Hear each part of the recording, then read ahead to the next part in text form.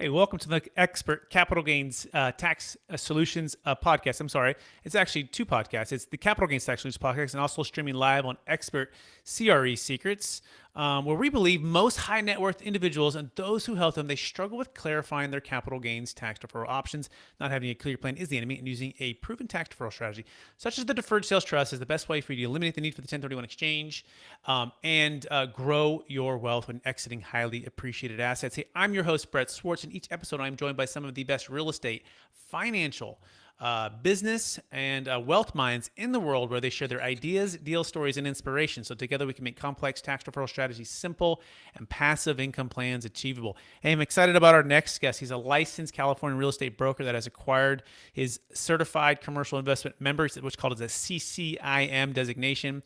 And it's really for those who are recognized as experts in the brokerage, valuation, and investment analysis. He prides himself as locating value-add properties that maximize his clients' investment yields. He specializes mostly in the Southern California area, but we'll learn more about that. And he's located in Long Beach. He is the president of Sage Real Estate. Please welcome to the show with me, Juan Huizar. Hey, Juan, how are you, sir? Brett, good morning. Thank you for having me on the show. Super excited. Absolutely. And for our listeners getting to know you for the first time, would you tell us a little bit more about your story and your current focus? Got it. So, and I'll try to be brief here, Brett. So, part of our title is from working the fields to working the deals. You know, in my world, I get people who tell me like, Juan, I can't get started. Juan, it's too expensive to buy an apartment building. Southern California is outrageous. There's no return on cap rate. The yield is too low. Why would I ever buy? How can I get started? There's all these concerns, right? Like I can't do it. And I hear that all the time. I can't do it. And so I just want to share this story. So a little bit about me. My family comes from Mexico, a small rural town, La Victorina, Zacatecas. When I was 4, we migrated to the U.S., crossing the border illegally, because that was the only way that my parents could provide a better living, housing and education opportunity for us. My parents only had a 6th grade education.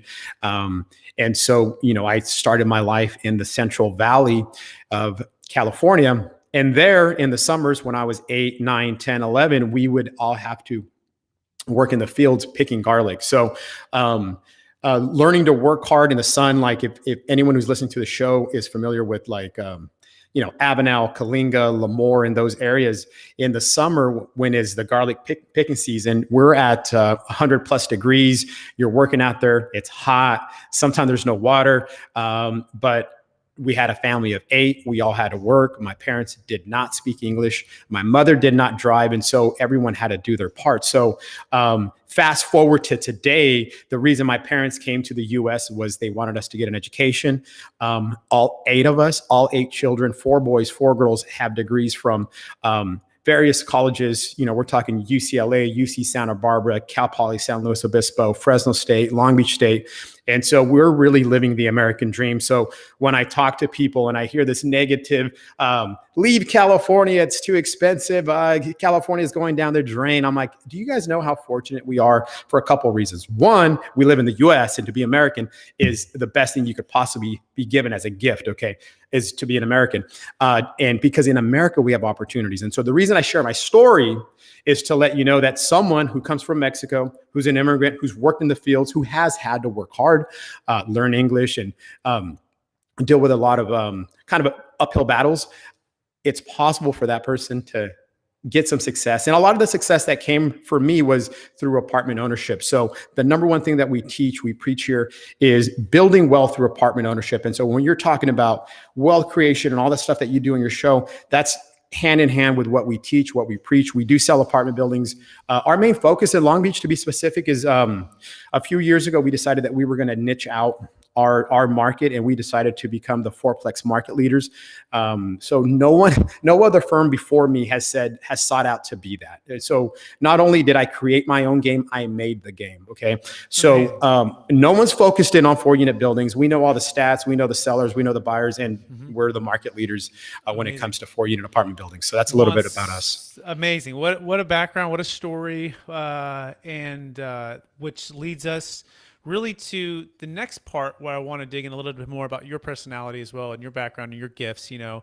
And the question is this, you know, I want you to go back to those early days, right? It could be high school, it could be junior high. And I believe we've all been given certain gifts in this life, and these gifts have been given just Correct. to be a blessing and help to others. So some people call them strengths, superpowers. I believe they're God-given gifts. So I'm just curious, what are those one or two gifts that you believe you were given, and how does it help how you help and bless people today? Um, Relationship building. So I'm able to build rapport quickly.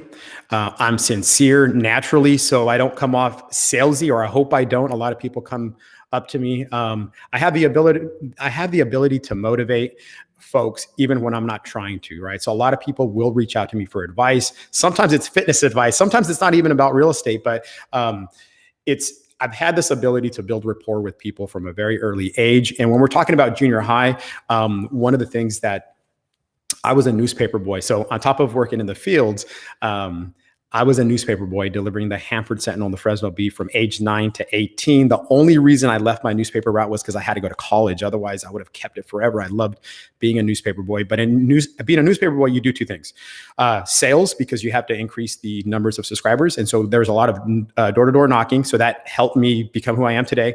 And then two was customer service. Certain customers want the newspaper in their backyard, on the porch, in a certain location. And so, working in the fields, being a newspaper boy, you realize, well, a couple of things. I think I realized that I was a businessman early on. I got a degree in accounting. I realized that I was a businessman. And then kind of looking back, I'm like, man, I was a newspaper boy selling newspapers door to door. Okay, that probably has helped my career with what I'm doing now in real estate. Amazing. Love that. That's really cool. Relationship building rapport, motivating others, being an entrepreneur, and all of the above, man. This is really cool. So we're going to dive into, the best kept secret to moving from, early humble beginnings to working deals, right? And so what is that? And by the way, you can find Juan Huizar, and it's spelled a little different if you're listening, not watching this on YouTube. It's Huizar is the last name, Huizar. And you can find him at sageregroup.com. That's Sage, SAGERE group.com. So Juan, talk us to the biggest secret to, these fourplexes. I think that's a good place to focus on, niching down to a specific product type to be able to add maximum value. So tell us about, the why behind that and just the current opportunity for yourself and your clients. Perfect. So for anyone getting started, the fourplex is the perfect place to get started when it comes to buying multifamily units. And the reason for it is 30-year financing. So this is the best way to describe this. So in Southern California, and I can't speak to other states. So here's what we have in Southern California. The fourplexes, yes, they're expensive. Do they make financial sense? Absolutely. So you buy a fourplex. If you're lucky, maybe you qualify for an FHA. That is a little difficult. If you're really lucky, or if you've served our country, you qualify for VA. So the amount of money that you need to get in for a fourplex is very little. Okay, which is a very good thing. Now the best part is qualifying for a 30-year mortgage. And so the best way to describe this is, the biggest expense with any property is going to be the mortgage, right? And so when you get a 30-year mortgage, you are capping your biggest expense. Okay, that's a great thing to do. It's never going to change. Like, watch, when you get a commercial loan, they're going to give you that loan for 5, 7, 10 years. Then it's going to change. Guess what? The market's different. The interest rate, you don't know what the interest is going to be down the road. You do with a fourplex. You do with a triplex or a duplex. But let's just talk about four for now. So you're going to cap your biggest expense. Smart thing to do. And the one thing that doesn't happen, so the one thing that we have in Southern California is we have a housing crisis. So when a tenant moves out, typically a landlord could adjust the rent to market rents, right? And so you cap your biggest expense, but the income is never capped, okay? It's not capped. And that is where we see growth. And that is where we see two types of things. One, cash flow, maybe not in the first couple of years, okay? But ultimately it will come. But the biggest growth in all of this is appreciation. What we have in Southern California is on average, on average, a property is going to double every 12 years. Okay. We are seeing appreciation of 6.7% year after year. And that's on the purchase price. And that's compounding over and over and over again. And so let me tell you something, Brett, because this idea just came up because I do teach this often. Okay. It's almost if you take the risk of buying your first property, it's like money grows on trees. It really is, because outside of just managing it and dealing with some maintenance and some tenant stuff, that you can live with. That's part of the business, okay? It literally grows on trees. Guess what? It's going to double. You paid $1 million, you're going to make $1 million. If you paid $1 million, you're going to make $1 million. How do you become a millionaire? Buy a fourplex. It's very simple. It's not this like Wall Street stocks up and down. It's none of that. It's a very simple thing. Got it. So I'm going to make sure I encapsulate that. So the first thing is a 30-year fixed financing, right? So you're able to qualify for that. 1 to 4 units. The government has some really cool stuff. FHA, lower down payment, especially if it's owner occupied. Then it's like house hacking, which maybe another subject we can touch on. Versus commercial, which is 5 units and above. Right now, you're having to qualify in a whole different realm. Higher down payment, fluctuating interest rates. Yes, some of those are typically 5 to 7 year fixed, right? And then it's adjustable, and or the loan is amortized over 25 years or less. And then sometimes too, you have a larger payment. Whereas if you're on a 30-year fixed, 30-year AM, you have lower payments. And I also like to touch on the fact that you now have inflation that's rapidly, going, right? And so if you're fixing at 3% for 30 years, right? And you're making the payment over a 30-year amortization, guess what? Tomorrow's dollars or next year's or 5 years dollars from now, it's going to work in your favor. Any thoughts on that one? All I could say is the biggest hedge for inflation, I repeat, the biggest hedge for inflation is real estate. Nothing else will beat that. Okay. So if you're buying real estate, you're putting yourself in a good position, not just for you, your family, and when you're gone. I mean, let's talk about generational wealth. I mean, that's what you're creating when you're buying real estate. Beautiful. Yep. And the last thing you talk about is your income is never capped, right? So you might have tenants, especially in California with rent control laws, especially in like Los Angeles. I have a 6-unit complex down there right now, right? Some of these tenants have been there for 20 plus years, and the rents would be somewhere around $2,000 and they're renting for like $795, right? And they're like never going to leave, right? And people walk into cash for keys. But when and if they do actually leave, that rent obviously can be increased. And so that's a beautiful thing about the income never capped. And so having some staying power, having some reserves, right? Going into it with the long-term view, right? That if I buy it at $1 million, it's going to be 2 within about 10 years, right? If I can hold on and keep, even if the cash flow is minimal in the beginning. Who cares? Fair summary, Juan. Yeah. Yeah. Who cares? Okay. So for anyone listening, right, this is my thing. For anyone who tells me, hey, Juan, I want to work with you, but I want it to cash flow and I want it to do this. I'm like, okay, well, let's figure out like how much money you're going to put in. I don't care about making $12,000 a year in cash flow. If it goes up by 6.7%, which historically it's been doing, that's $60,000. I'm okay with making 0 if I'm going to be making 60,000. And then on top of that, the next year will be more. So cash flow to me is not that important. And it could be that sometimes it depends on age. Okay. But, cash flow to me is not, or anyone who calls me and says, hey, I'm looking at Texas, I'm looking at Ohio, and nothing wrong with those states.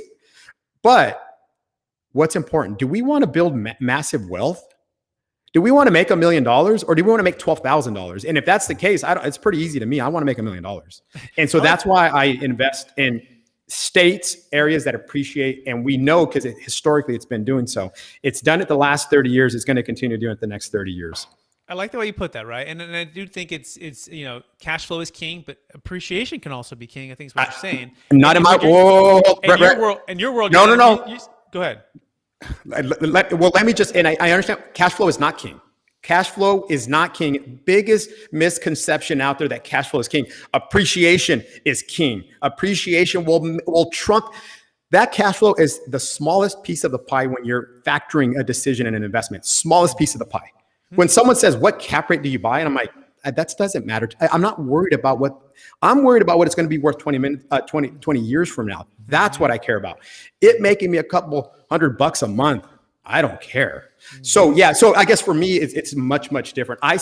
We look at our graphs and we track all the trends and we look backwards to see what happened 30 years ago, 10 years ago, 7 years ago. And we're like, it's obvious. Appreciation is where wealth is made, not cash flow. Got it. Okay, cool. I like it. I like it. It's because it is definitely a little bit different than what most people are saying, right? But being Correct. in California, being where you're at, and that's probably why you specialize like a laser. So let me ask you this: what fourplex do you say no to, right? So give me that. Like what do you actually say no to, or break that down for me? No. So recently, on my show, I interviewed an investor. And I said, hey, what do we tell people who say, don't buy right now, it's too high?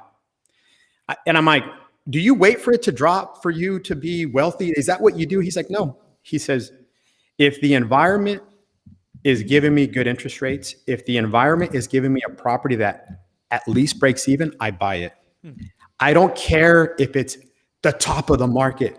I don't care that it's the bottom of the market. He says, ultimately, like we all know, 12 years, it's going to double. So listen, the one thing that I will tell people is I will not advise someone to buy something where there's like a lot of negative cash flow up front. It is possible to buy a fourplex, and in order for you to own it, you're going to be putting in money.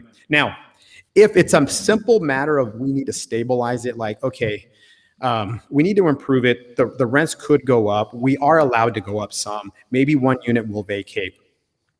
I don't mind buying a property being negative for the first 12 months as I stabilize it, because here's what I tell folks, Brett. These are important things to know. And I tell this to my clients is the income of today will not be the income of tomorrow. And the income of tomorrow is going to be so high because of the scarcity that we have here, Southern California, that you can't even it's hard for me to pick up. Let me give you an example. So we bought a building, and we forecasted that the rents would be $2,750 a month. Okay. 4 years later, each one of those units is getting $3,500 a month. Okay. And what I'm saying is there was no way that 4 years ago I could have said, I'm going to get $3,500 a month. No, I would have been lying to myself. And guess what? That is what's happening. And it's happening with me and any other person who owns in this area. They're going to tell you the same story. Got it. So now let's take another step back. I guess it would be the staying power, right? Because indeed the market may shift, right? The market may go down, rents may go down. Who knows when and if and how that looks, right? Like this is no crystal ball. But if you have the staying power and the reserves, right, to be able to weather the storm and go through that, like give me if someone's coming and say, hey, this is my only $100,000, right? Or hey, I'm worth $5 million, right? I can weather the storm. So walk us through just the global debt coverage ratios that you like to use on an individual basis. So I got into real estate right out of college. Okay. So instead of becoming a CPA, I became an investor. Okay. And so I've seen the ups and downs. Okay. And so here's what I know. I've only seen rents drop one time. Okay. And so then typically what we do is, for me, when you're buying a 4-unit building, I don't really so much worry about staying power. Like that's an easy thing, because for the most part, rents will not go down. And the whole thing is, if they go down, they go down to maybe the rents that when you first bought it. But when you first bought it, you were probably at a break even. So to me, Brett, the holding period is not so hard. For other investors who are like, yeah, Juan, but you're only talking about a 4-unit building. And that's why, because my mortgage is capped, that's why I'm not worried about it. I worry about the folks who bought bigger units. Now, although that does put them in a position for greater appreciation, that's another show. And I don't say that that's the wrong route, but for people getting started, the fourplex is the right route. For savvy investors, of course, trading, retrading, pulling out, buying more. We show that, we teach that. We have classes about that. But for what I'm talking about today is for the folks just getting started. I don't worry about staying power. I don't. Cool. I don't, because that's a good answer. We have such a housing shortage. I mean, if one of my tenants moves out, before I even go to Zillow to advertise it for rent or put a for rent sign outside, they've contacted their friends via social media, and they're reaching out to me like, hey, I heard that one's going to be vacated in 30 days before it's even vacated. That's what's going on. That's reality.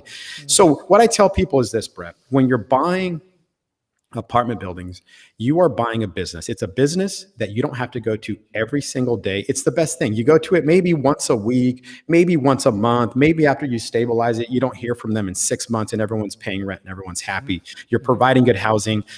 You have good tenants. Everyone's working together to make this work. It's a business that you don't have to clock in every single day. And that's really the best part. Yeah, no, I love it. This is really great. I love all of it. By the way, you can find Juan Huizar at sageregroup.com. That's sageregroup.com. So Juan, let's shift a little bit, right? And I want to focus a little bit on what the podcast is, and we'll also touch on brokerage here in a second as well. But the biggest frustration with capital gains tax deferral, it could be with the 1031 exchange.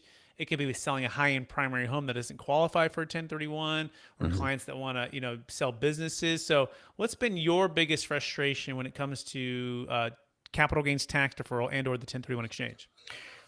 I mean, listen, the program is great for equity growth. Okay. So anytime that you're in a position, and we show people like, listen, after a couple of years of owning an apartment building and you pay down debt, guess what?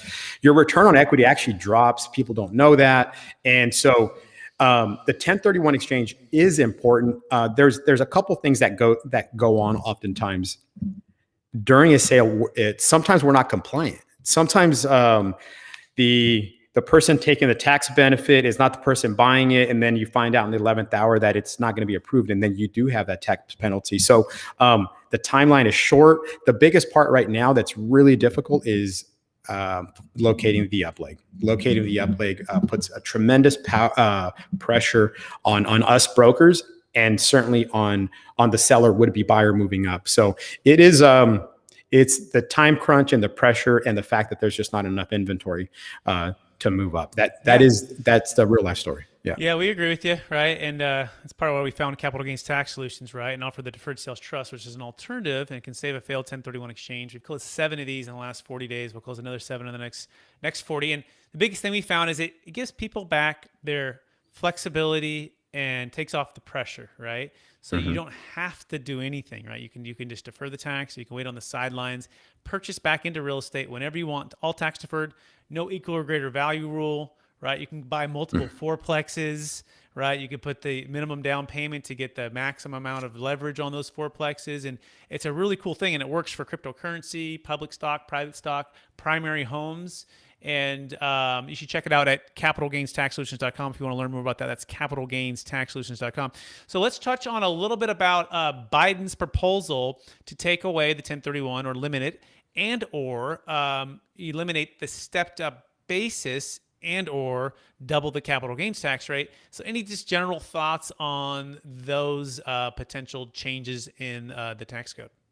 Got it. I mean, I guess as of today, nothing has been passed, so we're okay with that. But it appears to me that they're limiting, they're putting over a certain price is where they're going to apply it. So the way that I look at it, or the discussions that I'm having with the folks that I serve, it's not really applicable to the database, the clients that I serve. So there's, listen, no one wants more taxes. No one wants that, right? People work really, really hard, and they take big risks to do this. And again, when we talk about long-term, like no one's making millions in a year. I'm saying you're making it 20, 30 years. Guess what? That's a long time you've committed to an asset.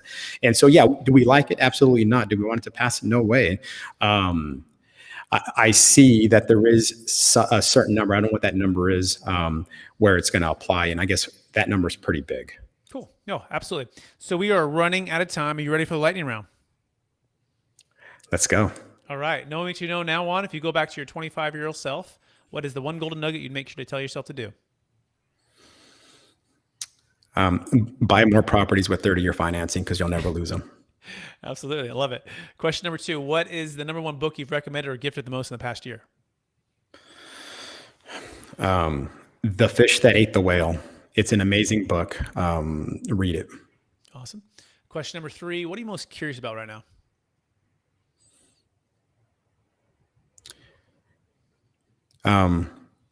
That there's no limit to knowledge and growth. There's no limit to how good one could get. That is it's crazy with what it makes me shake to think that if you want to go learn something, if you want to get good, you could go do that. And there's no stopping that. That's the scariest part. Not that it's scary. It's almost like, man, how good can you get? Brett, how good can you get? Right? You're good. How much better can you get? And the whole thing is you can. Your whole team can. Everyone can. Anyone listening can. That to me is pretty special. I love that. What's the biggest obstacle facing investment real estate brokers today?